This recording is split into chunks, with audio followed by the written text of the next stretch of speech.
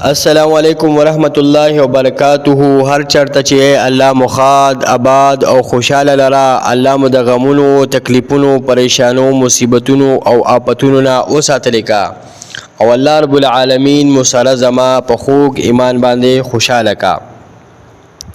ستا سرور کفایت الله امداد حاضر یم د یوې نوې ویډیو سره. د نن دا ویډیو هم او د نن دا وظیفه هم د هغه چا د پاره ده د چا چې اولاد نه کیږي،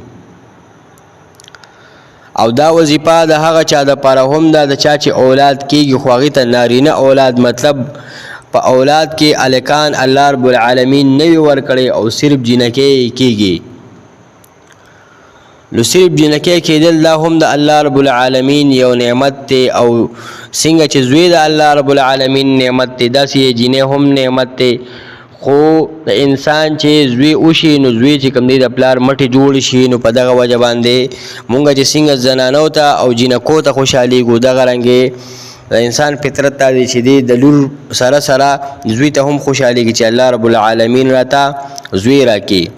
نو دا وظیفه د هغه چا د پاره ده چې د چا اولاد نه کیږي یا د چا نارینه اولاد مطلب زامن یې نه کیږي، دا وظیفه د هغې دپاره ده او ډیره مجربه او ډیره ازمایل شوې وظیفه ده. د دې وظیفې اجازت هر هغه چاته دی چې څوک دا وظیفه شیر کړي، دا ډیره زیاته شیر کړي، د خپل ملګرو سره شیر کړي، خپل ملګرو سره شیر کړي. څوک چې په دې مصیبت کې مبتلا دي چې د هغې اولاد نه کیږي، د هغې سره شیر کړي. څوک چې په دې مصیبت کې مبتلا دي چې د هغې نارینه اولاد نه کیږي، د هغې سره شیر کړي دا وظیفه. نو هغه ټول ملګرو ته زما د طرفه اجازت دی. وظیفه دا ده چې د چا اولاد نه کیږي نو هغې دې تر 40 ورځو پورې روزانه روزانه د الله رب العالمین دا صفتینو الاولو دا د 40 پیرې وی، تر 40 ورځو پورې روزانه او 40 پیرې دا الاولو د الله رب العالمین دا صفتینو دا 40 ورځو پورې دی وی او روزانه د 40 پیرې وی.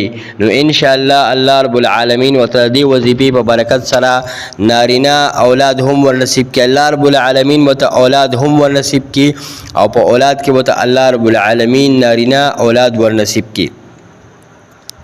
امید دی چې په دې وظیفه باندې به تاسو پېښ شوي یې، که چېرې نه یې پې نو د دغه ویډیو کې ما ته کمنټس وکړئ، ستاسو د کمنټس جواب به زه تاسو ته ضرور درکوم او په دغه وظیفه باندې به هم پیوم.